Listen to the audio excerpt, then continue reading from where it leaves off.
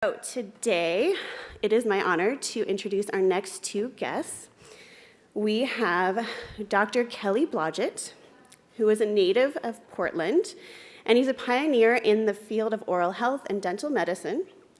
He has a very unique educational background in psychology, dentistry, and naturopathic medicine. And this allows him to understand the wholeness of our health and wellness. His professional vision is to reverse the negative stereotypes of dentistry, which I think a lot of us have.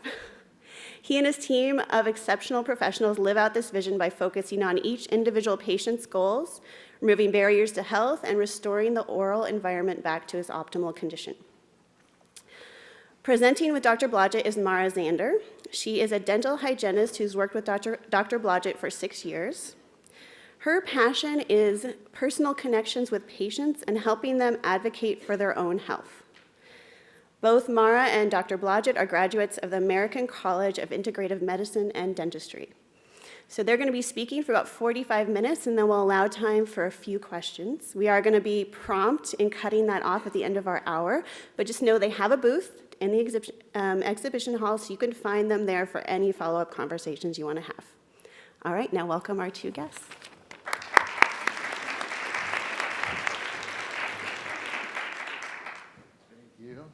Is this on? Testing, testing. There we go. Great. Thank you for coming. Excuse me. I was able to attend last year and noticed that there wasn't any oral health influence either downstairs or on the speaker panel, so twisted some arms and met some really wonderful people, and they were kind enough to allow us to come. And we are super excited to share kind of our arm of healthcare and how we see it's integrated with all other arms of healthcare and how we can work together. So I'll let, whoa, something hopped off the chart here. Let me get back. There we go. Extra clicky. Hey, There we go. There we go. So this is a lovely photo of us. I believe this was maybe our last trip out to New Jersey. Dr. Blodgett and I have been working together for about 6 years now, and we recently finished up a program, an 18-month intensive program through the ACIMD, the American College of Integrative Medicine and Dentistry, which was amazing. And we both have this horrible sickness where we can't stop learning stuff, so it's something that's been really nice to be able to do together. Sorry, Mara. I'm working this out. I'm working out my deets. Yes, go ahead. There we go. So as said before, I'm a registered dental hygienist. My own journey, as I'm sure a lot of yours, started with trying to figure out some funky stuff that was going on with my own health, and found out that allopathic medicine just didn't work for me in that regard. Like I said, I've been fortunate enough to be working with Dr. Blodgett for 6 years and start to pursue more of this integrative approach. That's why I'm so excited to be here with you guys. I think it's awesome to be in the presence of people who they get it, right? And we have several patients that have gone through the NTIA program, including Stephanie, who's also on our team. So it's really, really exciting to be able to come in today and hopefully draw some new connections with y'all. Yeah. So I'm a native Portlander. Mara's a native Northwesterner. This is really a treat for us to connect with people in Portland, and I've been blown away actually by how many of you have traveled to be here. Yes. So we would love to connect with you after this. As Jenny mentioned, we do have a booth down in the exhibitors hall, so please do make sure and come by and connect with us. So we'll get to it. At the end of this hour, one of the things that we want to share from our experience and learning and understanding is some of the mistruths in traditional dentistry. I don't want to give it all away right away, but there are quite a few. I suspect, based on some of the conversations that I've had downstairs, the awareness of health connectedness with this group is incredible. Much deeper levels than with many of the dental groups that we go connect with. So we're going to talk about that. And we're also going to address the issue, and we get this question frequently, particularly on social media, like what's the optimal way I should be eating for best oral health? And is it an issue of optimal nutrition that creates optimal oral health, or what about optimal oral health for optimal nutrition?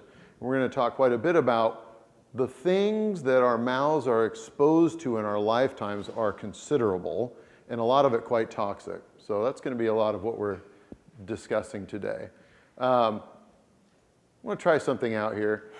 I want you to just reflect on your own personal dental or oral health journey. Think about, have you ever had a filling in your lifetime, and what might that have been comprised of? Have you ever had a root canal in your life? Have you ever had a dental crown in your life? I mean, anybody here ever heard the phrase, you need a crown? Anybody? Yeah, okay, thank you. Braces. I mean, think about the metals that we're exposed to with braces. Wisdom teeth extractions. This is my favorite one. And dental work that didn't feel right, but you were told, it looks fine. Or, you know, I think it's all in your head. Quite literally, it often is. So if you would do me a favor, I know you all have just been out and about. If you've had one of these experiences or more, please stand up. Hey, that does not surprise me. Wow. Okay, so I think we're in the right place. Yeah, we're in the right place. So in our office, we love really simple concepts that people can understand and go, wow, that makes sense. So I think everybody in this room would probably agree with this statement. I mean, this is what nutritional therapy is, right? It's what we're introducing into our system. The problem with kind of more traditional medicine and dentistry, and you know, not just the profession but society, it's like somebody somewhere decided that like this concept stops at about here. So it's, you know, anything from here down, yeah, we can apply that concept. But anything that has to do with the mouth really isn't. It's kind of ignored, and we have this tendency to not acknowledge the fact that once you leave a dental appointment, whatever it was that was done or put in or taken out, that there's no consequence for that or no effects that may carry over. That's just kind of how we're trained to view it, and a lot of stuff is really minimized. However, you know, in this environment, we're dealing with a really unique situation where we're also using it to take in what is going to benefit us for optimal health. But we're kind of victims of other things that are being either left in or put in or ignored, which have the same effect because they're being put into our bodies ultimately.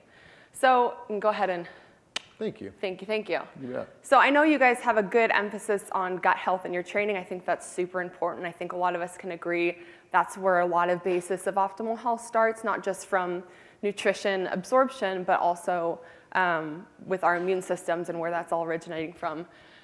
We talk about gut health all the time, right? But what part do we, you know, generally kind of glaze over? And you know, this is our area of expertise. This is the field that we're working in, and it's a super important one because it's the beginning of the tube. So anything that follows downstream will have some kind of effect depending on what's going on within this environment. So I did think it would be helpful just to kind of do. I know you guys have some good anatomy and physiology training. I think it would be good just to kind of touch back in on some of those things before we go into how dentistry likes to kind of throw a wrench in that wheel there. So if we kind of, you can go ahead and go to the next one. If we're just going to kind of do a brief overview of digestion and GI health and where that's all starting, again, you know, we're starting here, we're starting in the mouth. So there's this amazing thing called saliva that is totally ignored and super necessary. Does anybody know where it comes from? I mean, obviously the salivary glands, but I'm just asking this because I read a book a couple of years ago and I totally forgot that it's a filtrate of the blood. So its contents are made up of what we're putting in and absorbing, just like the bloodstream would be. But it's super amazing and important. It's where digestion starts, so where we're going to start to digest carbohydrates and lipids. The chewing mechanical action as well is going to help make those pieces digestible and utilizable by our cells. And it also allows us to swallow our food, which is super important if you're trying to get it in. Try swallowing something dry. It's not fun. So, you know, obviously as things go down the line, you know, there are other points of digestion. And really this is where the main focus goes on, right? Do we make enough stomach acid? Are we activating those pancreatic enzymes? How are we absorbing things and taking in water and nutrition in the upper intestinal tract and the lower intestinal tract? But as we see, right, like this is, like I said, it's the beginning of the tube. So if there's imbalance up here or something's not functioning correctly, we better believe that it's going to affect things down the road and down the line. And that could be from anywhere, bacterial imbalance to, gosh, I don't have enough teeth to chew on anymore, or what is happening when I'm chewing if there are any areas of pathology or infection in the mouth. Yep. So we're going to use the same kind of tract here because I want to shift the focus a little bit away from food. You guys get that. We're fortunate because we don't even have to get into that nutritional aspect because what's good for the body is going to be good for the mouth. The issue is if what we're putting into our bodies matters, look at all the stuff that dentistry is putting in. We're putting in mercury still to this day, every single day, mercury in people's mouths. We're slathering fluoride varnishes on people's teeth and encouraging them to use products that have a really high amount of it. We have huge pathogenic loads in the mouth that are emitting not just the toxins from the bacteria and through these various methods of absorption that we'll get into. The main issue is whether it's a tooth or your gums or your sinuses, anything in that area. 99% of the time, these types of infections are going to be totally silent. They won't give you any clue that they're going on. And so it's up to the professional to really help you dig and look for those things. So as we can see, it's not just about what's being swallowed and going through the entirety of the GI tract. We're also, this is a really super unique area, right? We're also inhaling through it. So vapors and things that can go in through the lungs, obviously GI absorption. Oral mucosa, transmucosally, if somebody's having a heart attack and they want to get nitroglycerin and they put it in your tongue. So you're also getting things transferred into the system that way, and then also are relying on our lymphatics to help drain and manage some of this stuff. So it's all going in. It's not just sitting there as we have been taught to think of it. It's getting into our systems, it's absorbing into our blood, and it's exposing our system. And the problem is, it's going in, and a lot of time it's staying in. And so what our job to do is look and assess this area and see what kinds of things that we can eliminate as far as toxic and pathological loads on the system go. That's what I love about the mouth. It's totally accessible. This is not like colonoscopy type business, right? We just have to open up and see and look and make a plan. So certainly, we have these physical connections, right? We know that this area is intimately connected via the nervous system, via lymphatic drainage, venous return, but also energetically, if you guys are familiar with acupuncture, meridians, each tooth organ system is connected to several bodily structures, and I have heard it all. When I whip this chart out with my patients, I just think of a couple in general, like sometimes they'll just almost slap me like, oh my God, is that why my right knee blew up with a balloon-sized infection because my number 3 is totally bombed out? So, there's a lot of connections both physically and energetically in the body. And so you can see how leaving things that are interruptive to energetic flow, that are draining and increasing loads on the system, both energetically and physically, have major consequences over the course of time. And these things become so chronic, right? Because they are ignored. But really, in reality, like I said, you guys get it. Everything is connected. And so we're here to now kind of elaborate on what some of those things are that are going in and shed some light on that, which I think Dr. B is going to take over. Thank you. I also want to share, because I think it's good to reflect on, that if you go back home, wherever that might be, it would be a rarity because we don't learn this stuff in dental school, right? This isn't part of our educational experience. It's been part of our educational experience because we continue learning. But just because it's not part of what you're going to be necessarily connecting with your traditional dentist at home doesn't mean it's not true. And so you can become a conduit for information sharing, as will your patients, as you connect them with this information. And by the way, I do see people taking pictures. That's great. We will be providing the entire presentation in a PDF format for all of you. So just know you can have total access to that as well. So we wanted to acknowledge some of the let's call it normal, because they are the things that most people have heard. You need this, right, in a dental practice. So the problem with many of the things to which we are exposed is that it increases oxidative stress on the body. For me, when I started connecting these sort of dots about the value of good nutrition and even products out there on the market, skin care products and which made me think about like then toothpaste products and all these things. What we're being exposed to, does it increase oxidative stress? Well, if so, that's rough on your body. And it turns out that root canal teeth, which you'll have the joy of looking at a few in a few minutes, it must have taken me 15 years of taking out the roots of dead teeth before I recognized there was something going on with dead teeth that we didn't see, with teeth that were being removed for other reasons, say wisdom teeth, or occasionally somebody needs a tooth taken out for orthodontic purposes. The root canals, and we will discuss why, expose you to chronic anaerobic infection, period. Gum disease, chronic anaerobic infection.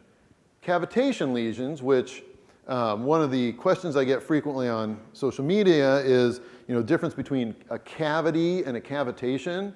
Again, we didn't touch on that in dental school either.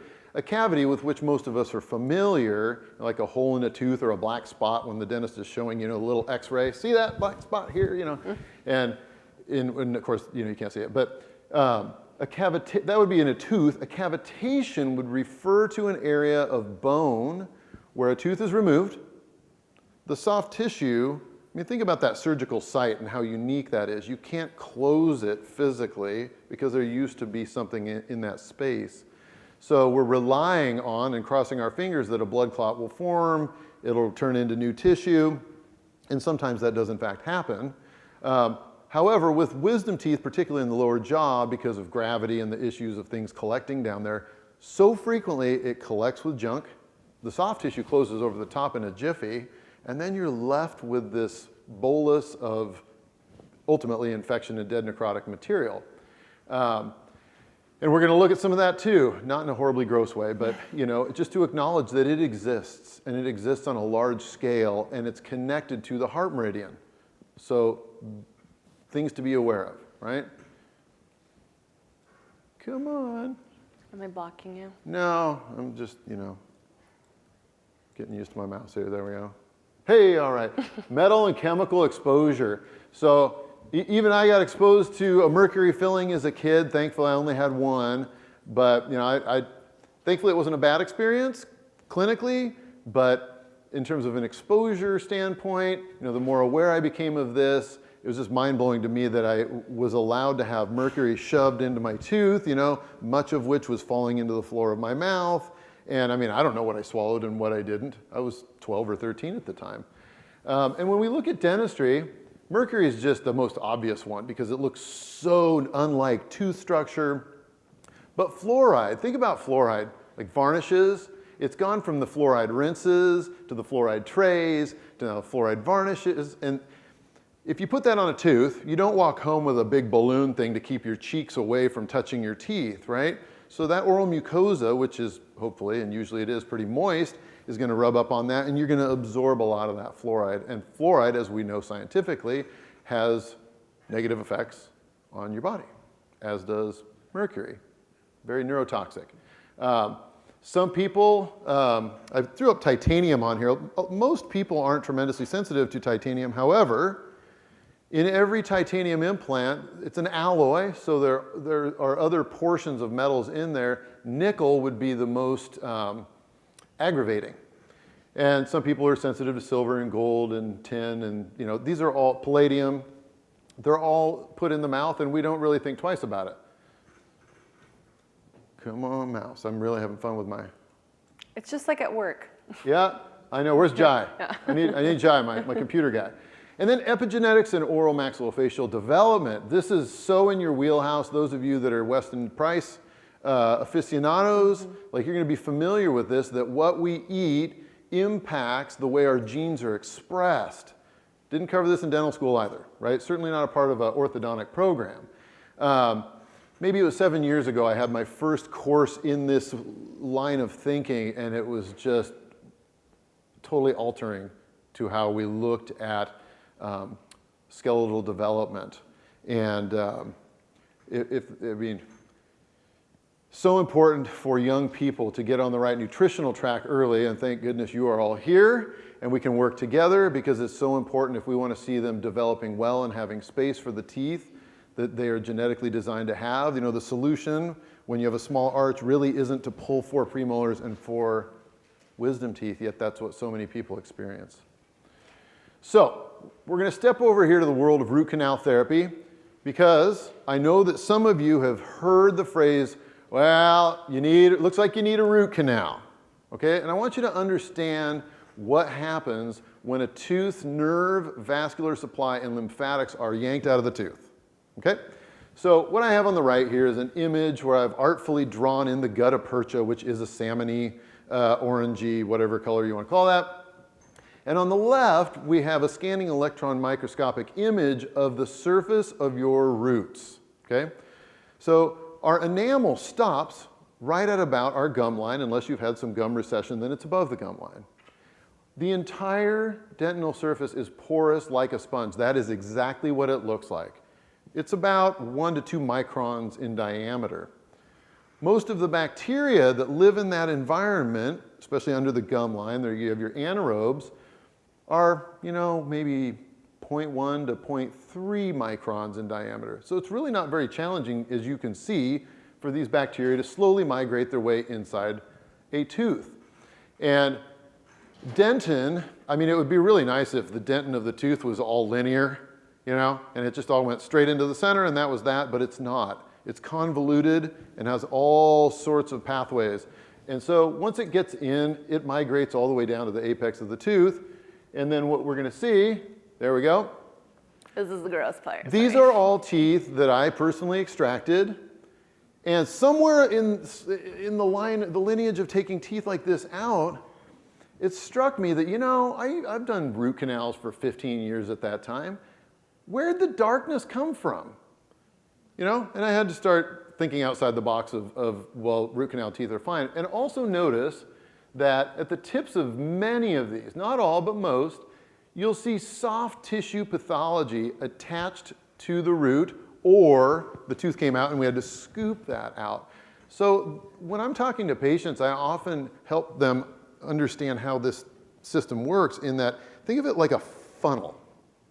Even though the inside has been filled with this, you know, inert material, which isn't, has metals and other, you know, stuff that you don't want to be exposed to, but it's literally like a funnel. When the bacteria get into that junction between the filling material and the root itself, they just make their way down to the tip, and that's what causes that apical pathological lesion. And, this is exciting, think about every time you chew up and down on that tooth, which is suspended by the periodontal ligament, all that nice toxic stuff goes into your lymphatics and therefore into your bloodstream, and you get exposed to it, right?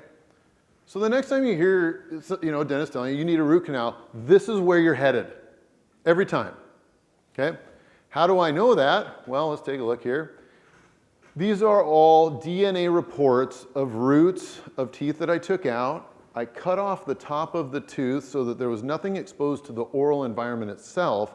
It was the only portion of the tooth that was in the bone, and we sent that so that we would, you know, displace the argument that, well, that's a natural bacteria within the oral environment. Yes, but not in your bone. Those are very different environments, right? You don't want any of this stuff in there. Strangely, one of the most common pathogens we see in there are entamoeba species, parasites. We see that also in cavitation sites. You can imagine how good that is for your health, right? Come on, mouse. Let's make it work. I don't know if the mouse is going to love me. There we go. I'm going manual mode. So we're going to step from that into the cavitation site.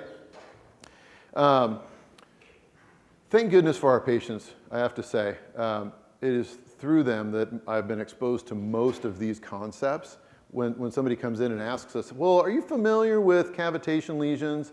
No, you know, never heard of that. So then we go learning. For those of you who like to learn, Dr. Thomas Levy's Hidden Epidemic book goes over the science behind he takes what I just showed you and goes to the nth degree with it, but he describes the whole issue about cavitation, which we just discussed. And so imagine that lower wisdom tooth is extracted. Usually what they do is put the gauze in there and have you bite down and say, okay, you know, keep pressure on it for an hour or two and we'll see you back in 2 weeks, and then you come back in 2 weeks. And usually it looks like a fairly sizable hole that, in that 2 weeks has been collecting who knows whatever you've been eating. And the tissue closes over the top of that and you're left with this. And what's interesting is that because this infection most often is right around the nerve that runs right through that vicinity, you can get referred nerve pain in your upper jaw, in your temporal area. So you might have severe pain up here that's being caused by a wisdom tooth extraction site that never healed well. So something to be aware of, and I just want to share also the vernacular so that you're familiar with these terms. Thank you. And thank you, Mara. And this is what it would look like. On the bottom, you can see the nerve that runs through the jawbone, kind of fibrous looking thing. And then that brown lesion is an example of a cavitation site, and the gum tissue is over the top of that. And I'm telling you, it's really gross. I don't want to go into too many details, but the things I have pulled out of these sites, you couldn't believe it.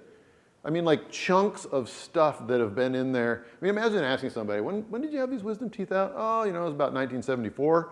And, and you're scooping stuff out of there. And you're like, wow. I mean, no wonder you're not feeling well. And we could get them on the best nutritional plan and detox and all this, and it's never going to budge until we take care of this stuff. We have to become aware that it's a part of their body's system and take care of it. Thank you, Mara. Yes. These would be just examples of areas that I've, tissues and sometimes blood if I'm not able to get a good scoopy sample that we send in for analysis. And again, in your bone, it should be a sterile area. We shouldn't be finding parasites and bacteria and HPV and things like that. This is not what we want in those areas. Go ahead, thank you.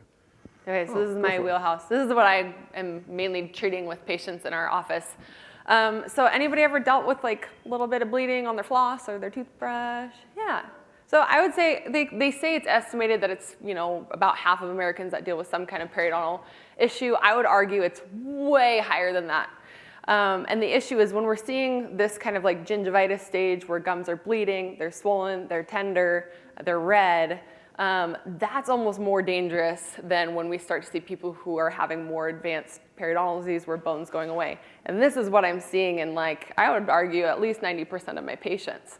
The problem is in dentistry, a lot of times it's just one of those things we kind of say, well, that's okay, you're just a bleeder, or you're just a heavy builder, or you're just cavity prone, or you just have soft enamel, right? I mean, what we're doing is we're excusing symptoms that your body's throwing out as red flags as something being wrong. So we'll talk a little bit about the pathophysiology of this. It's pretty simple, because you guys are all familiar with leaky gut, right? And how that works. Kind of the same concept. So due to whatever stimulus, which is something we have to kind of unpack at work, most likely there's usually a pathological load, so there's some type of bacterial infection or overgrowth that is stimulating an inflammatory process in that area. But there are other things too, right? There's things ranging from nutritional deficiencies to hormonal stuff, high stress, right? Things that can really kick off this inflammatory process. But what happens is when you see bleeding as a response, I mean, anywhere else in the body that would totally freak you out, right? If you go to the bathroom and you see bleeding, that's not good, but we totally excuse a little pink in the sink for some reason. But what's happening is really similar, right? Something is chronically inflamed down at the base of these pockets, if you want to call them that, around the gum line. Chronic inflammation, and the body just can't compensate and create new epithelial cells at a quick enough rate. It's constantly insulted. And so what happens is that tissue becomes ulcerated. And so this is why it's dangerous, right? Imagine you had a wound on your hand here. And a few times a day you'd go kind of shove some food particles into there and maybe, wipe some dirty stuff, anything that's countertop, cell phones, right? All the stuff that we're touching and exposed to, that's going straight into your bloodstream. So the problem with the mouth is, we're using it a lot. We're using a lot in ways that exert pressure, we're chewing, and every time we're chewing in these areas, we're introducing this stuff, albeit at low levels, but low chronic levels into the bloodstream. So it's a huge issue. It's something that's not ignored in our office. And really, we do want to understand kind of all of the driving forces, right? Because there are those people who come in, will run pathology reports, their teeth are spotless, but things are still inflamed. So the mouth is unique in that it's also kind of this window to the rest of the system too. It's not always stuff that's just happening locally. So I know people are probably going to have questions. This is one I get a lot, like what should I be using? What products are good? Is this good? I mean, I'm happy to connect with people about that downstairs after this, but really there's a couple main concepts to keep in mind. I will say there is kind of a trifecta of mechanical instruments that are super helpful. I don't necessarily really care what you're using them with, and I'm not affiliated with any of these companies, but if you have an Oral-B electric toothbrush, a water pick, and a floss, whatever floss you like, and you do that twice a day, and you take those 10 minutes out of your day, it's gonna make a massive difference. As far as what you're using, again, that's things in our office are really customizable to a person. There's great products out there, but again, going back to kind of the mechanism of action of the saliva and why it's so beneficial, I mean, that's your natural mouthwash that you are using 23 hours and 50 minutes out of the day when you're not doing those other products, right? So making sure we're getting good intake of trace minerals, electrolytes, you know, all the things that we want to be bathing our teeth in, and that's a lot of the dental diet and Weston Price stuff too, because we are feeding this stuff from the inside and the outside. So it's all part of that balance and creating it in a healthy way. So this is a big, big problem. If it's something you're experiencing, don't let your dentist ignore it because it's something that's gonna affect your health long term. And if anybody has specific questions about that, like I said, I'll be downstairs and happy to answer those. Another big thing we're seeing is metal exposure. So there's several layers of problems to this. The picture on the left looks nothing like a natural mouth anymore. And this patient of ours actually has been experiencing a lot of really problematic health issues that fortunately, you know, we're offloading a lot of this stuff from his system. We're almost done with his treatment actually. But the issue here is not just, yes, it's chemical exposure, right? I mean, it's 2020 and we're still putting mercury in people's heads and I just can't believe it. So that's problematic in and of itself, that toxic load. The other problem has to do with electricity. So when you take two dissimilar metals and you touch them together and you put them in a bath of electrolytes, you've now created a battery. And how that's gonna translate to you in your system is gonna vary from person to person.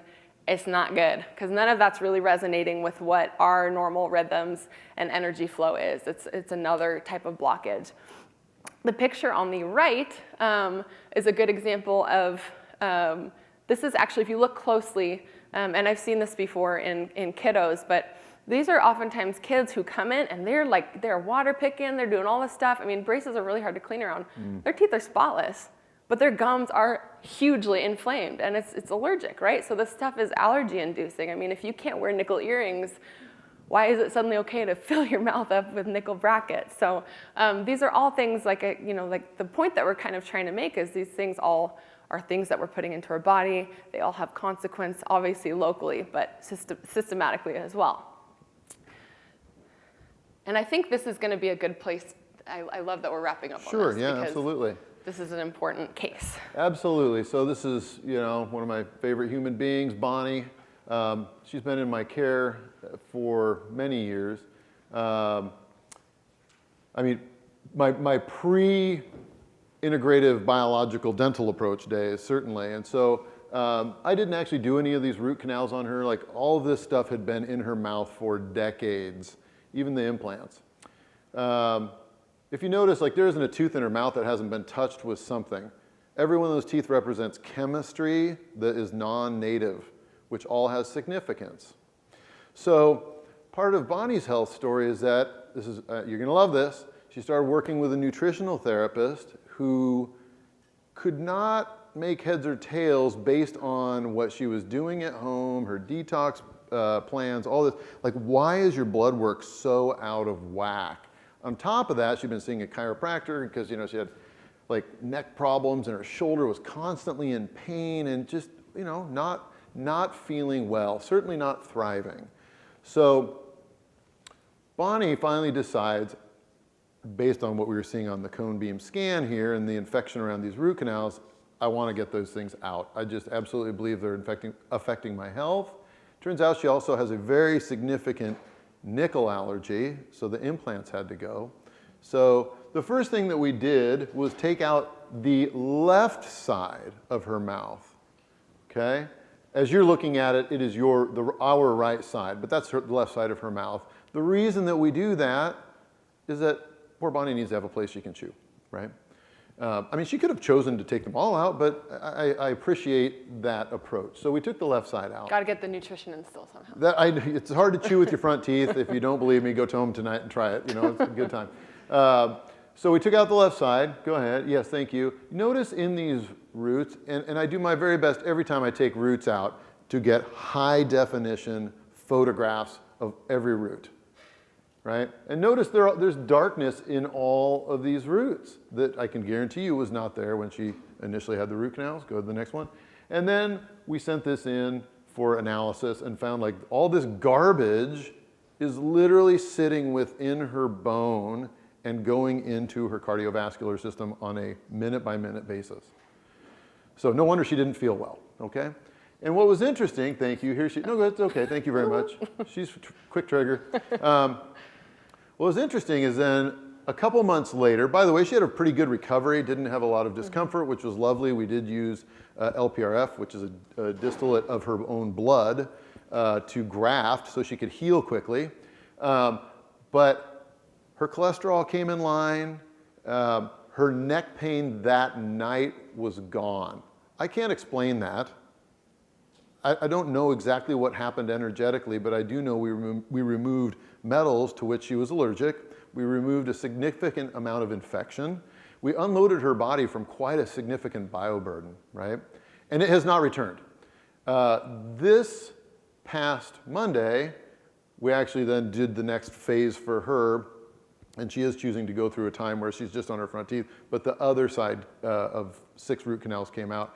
Amazingly, I talked to her Thursday, no pain, like 0 pain 3 days after surgery, taking 6 teeth out. So it's absolutely possible to help people recover well and succinctly so that we can get to that next phase, which for her will look like some zirconia implants to replace her teeth, but things that are non-oxidizing so that they'll be more biologically compatible. But she feels better than she's felt in years, which is, you know, we're pretty excited about. And it's really been cool connecting with her nutritional therapist so that we can all work together.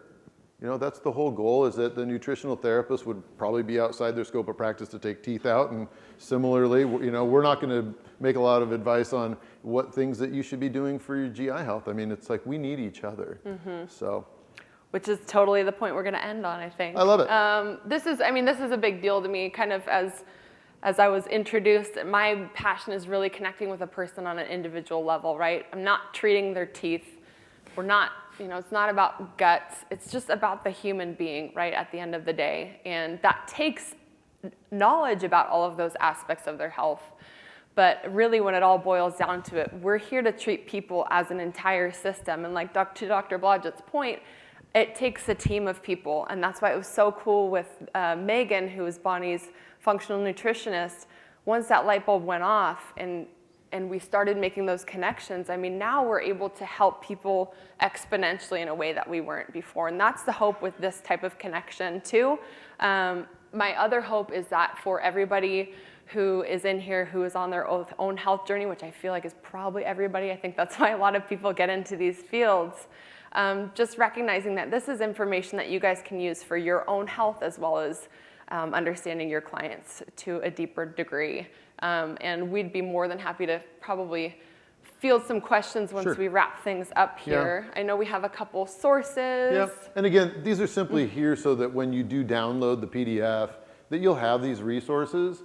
I would say that the American Academy of Oral Systemic Health is more about, dare I say, oral systemic connection, right? The fact that our teeth are connected to our body. I have a huge pet peeve with that. Cardiovascular connection, that sort of thing. The IAOMT on the lower left stemmed out of an awareness of metallurgical issues. The IABDM is more about, you know, using less toxic materials as we restore teeth. Holistic Dental Association is a little outside the box, which I totally dig, homeopathics, things like that. But the thing in the center, the ACIMD, there aren't a lot of graduates from that program, to be honest. There are some throughout the United States. Mara's in my class had, there were 12 dental providers in that class over an 18-month period of time. And we got exposed to a lot of things, and I'm not going to claim to be an expert in any of them. but I have an awareness now that helps me connect with other healthcare providers. That's great. And I'll also share with you that, I mean, we see patients from across the United States, and it's really helpful for us to connect with people in other cities and get your information, because on a daily basis, I get questions about, who do you know that I could seek out in Dallas or in Philadelphia or such? So please come and see us at our booth. Share your information with us. We would love to connect, because our goal is to help people wherever they live, right? We don't have to be their dental care provider. We would, honestly, we would like to push people in the direction of getting other dentists on board with this level of thinking. You'll also have access on the PDF to our emails, the office email, my personal cell phone if you want to text me a question, totally fine. We're just, as you probably gather, we're pretty passionate about this stuff. Oh, yes, thank you. And I wanted to share, to help support you and to help support human beings across the planet, my next goal, starting in about a month, will be to offer a 6-part monthly series where I intend to educate people about the things that I've become educated over 20 years and empower them wherever they live to then go, be a conduit to their own dental providers, and if there's not a connection made there, to help them find somebody where they do live who might connect with them, and if not, they can always fly to Portland. It's easy to do. But we need to see a change in this profession, right? Dentistry has for far too long just been closing an eye and doing things in your mouth and just patting you on the back and not thinking at all about what's going to happen to the rest of your body because of this. And everybody else is thinking in their box. And so we really want to see people making those connections, and that's what this series is going to be about. So please come by and talk with us at the booth about that as well. We'd love to sign you up for that. Thank you. Thank so you. we'd love to thank you.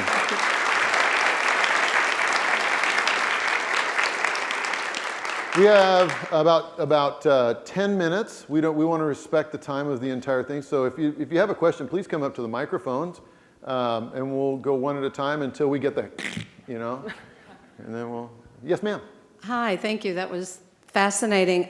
I work in the cannabis space, and we have a lot of people using tinctures sublingually now, which is a great way to facilitate absorption of the cannabinoids. But more recently, I've been suggesting to use the Ayurvedic practice of oil pulling. That can be CBD infused or not. And I'm curious to know what you think about the practice of oil pulling. Is it something you're recommending to people? What's your position on that? I've never seen a patient who does it and doesn't benefit from it. I think it's challenging because all the good stuff that's been around for like 2,000 years, we really don't have double-blind placebo tests, which I don't really care about if people enjoy it. It's also a really good part of detox protocol. Saliva is a filtrate of the blood, and most toxins are lipophilic. So it's a way to kind of get access to taking some of that stuff out. That's why it's detoxifying, because in about 15 minutes, once everything circulates through, you're going to get access and pull things out. But that's also why you want to expectorate it with some frequency if you're using it for a detox. I think there is kind of an aspect of it in like a soapy mechanism too, right? If it's mixing with the mineral content of your blood, or of your saliva, and it is a fat, that's how you make soap. So it can be helpful in removing some of the biofilm. I've only heard, I do it sometimes, but I've only heard good things. Again, I'm going off of anecdotal, which again, I don't really care if there's no studies about it. But yeah, I figure if something's ancient and people have been practicing it for that long, they figured something out, right? Yeah. Thank you. Yeah, thank you. Good question. Yes, ma'am. Hey, about 15 years ago, I had this mega trauma event, and there were a lot of bones broken and a lot of metal hardware implanted to repair things, and then suddenly all of my teeth started having problems. I was just imagining that there's a connection there. I wondered if you could speak to that a little bit. Well, there absolutely is a connection. I couldn't wear earrings suddenly. It was metal Absolutely. sensitivity. It's exacerbated. I think that for every individual, what gets done is going to be specifically related to you and your body's energy and aura and all that, right? So maybe somebody else would have gone through the same thing and had metal stuff, and then maybe it wouldn't have caused a change. We don't know. But the fact is, for you, it did. So I mean, we know that everything's connected. So we see connections in our practice every single day that, frankly, 5 years ago, we did not have the bandwidth or wherewithal to understand what it was that we were being presented with. But we've become better listeners. And if we were talking with you in our office, I mean, that would all be important information to understand. Yeah, absolutely. It makes me think of one of my patients actually who went through facial reconstruction, not of her choice. She was kind of talked into it because she had an overbite, which doesn't matter. I have one too. I can chew just fine. But it was more of like this is going to cause problems in the future. So she ended up having, orthodontic surgery, and her jaw was broken and moved, and she had titanium put in. Well, it turns out after that her health tanked. And she was like, what the heck's going on? And went and did testing, and through a ELISA test, which is a blood test you can do to look for allergy to a metal, she was super allergic to titanium. So again, this is just one aspect of it, right? She's also super big into Joe Dispenza's work and heart math and all of these other healing pathways, but she did end up going in and having it, as much out as she could to kind of remove that stimulus from her system. But it's a challenge, right? I mean, you can't undo that. But hopefully what you can do is recognize, like, if that's what you had put in and that's what you experienced. I mean, this is my favorite thing ever, talking to people. Usually I take about a half an hour to talk to them before we even go do anything clinical. And it's so cool because they're just like, this happened, then this happened, and this happened. Is that related? I'm like, you're the one living it. Of course it is, So you guys kind of just paint the whole picture and tell us the chronology. And that makes our job really easy too. But, I think maybe it might be beneficial to confirm if you have an allergy and see if it's, see what's possible for you to do if that's something that's been burdensome to you. I still can't wear nickel earrings. Yeah. Yeah. Thank you very much. Thank you. All right, we have 6 minutes. Yes, ma'am. I know this is a really broad topic, but could you just touch on mouth breathing and more specifically with children and prevention of braces and orthodontia down the road? That is a broad question. Yeah, it's great. Thank you. It's a good question. Well, I was thinking about it with respect to, I have no studies to say, like, how many people were mouth breathers 500 years ago. That I don't know. But we certainly see a lot of individuals who are.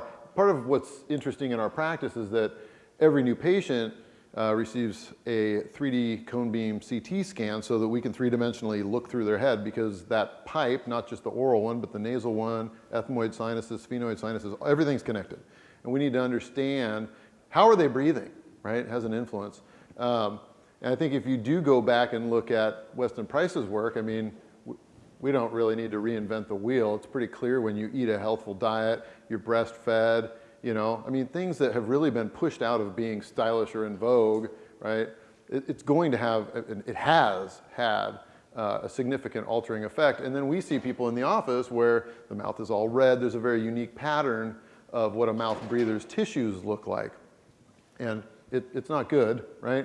And I think it's absolutely a concern with children. We're primarily adult practice, but we work with a woman named Dr. Stacy Whitman, who's up in North Portland. You took the words right out of my mouth.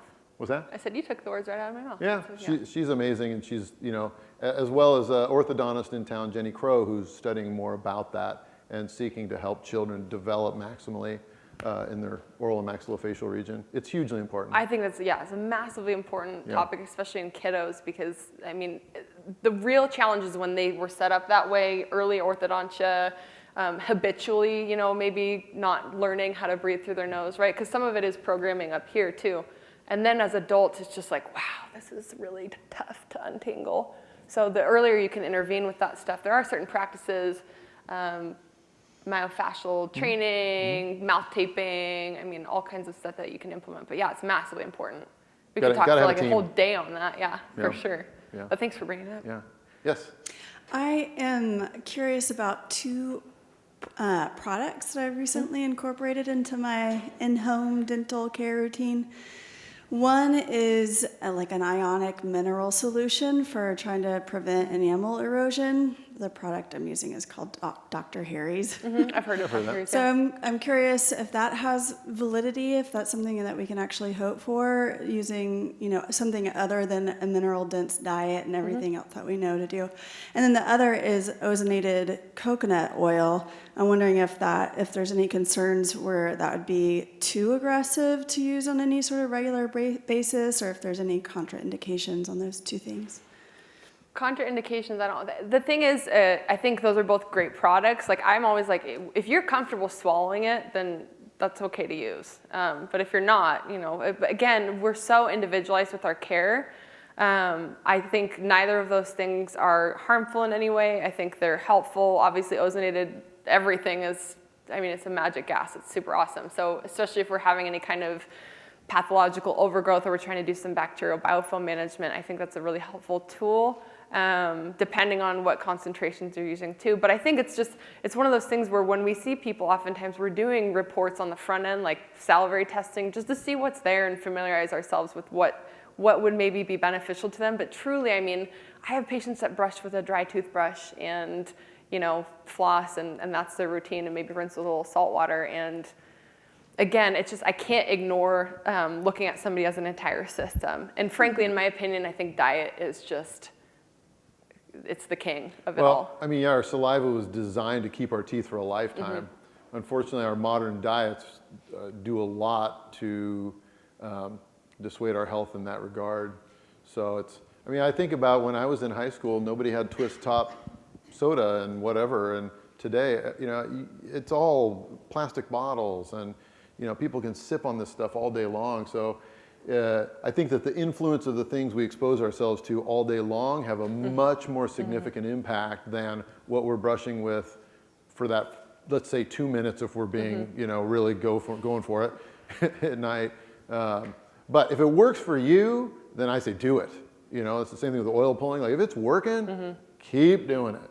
I think with the ozone, my main concern was if there was some particular group of dental materials that it would, you know, like Oxidize? speed. Yeah, exactly. And I haven't found much research on that. Yeah. I tend to recommend things like that have an intense oxidative power, like in more short-term usage kind of things. Like, if, you know, the application, we don't want to nuke everything forever, I guess is the point, because we've seen that be a problem. You know, sanitation's important, but then we went the other direction. That was problematic too, so. We got time for one more. We're gonna squeeze it out. Sure. Yeah, I'll come down and talk. Please do. Thank you. Hi, I was wondering if you have any extra recommendations for pregnancy, because I know that they, you know, dentists recommend we come in like every 4 minutes, and Yeah. We are obviously getting minerals, you know, depleted at a faster rate. So other than replenishing minerals, I don't go to the dentist a lot, but Yeah. I was wondering what your recommendations are. I mean, there's a ton of challenges with pregnancy, right? You don't feel good, you're eating weird stuff sometimes, you're nauseated, you have heartburn, you're vomiting. I mean, this stuff is all rough on the oral environment. So, I do have a thought on that. yeah. I do have a thought on that. So, I mean, everything that your body's exposed to that we just talked about, cavitations, root canals, metals, your child is exposed to every bit of that. So if you're working with people who are thinking like, well, you know, we're going to be doing some family planning, if we ignore the mouth, the child will experience the negative ramifications of all of that. So it's something to be cognizant of, right?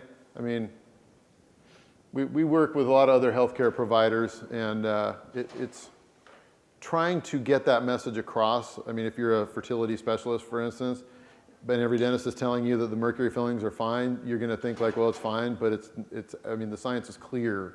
We breathe it in, we swallow it, the baby gets exposed.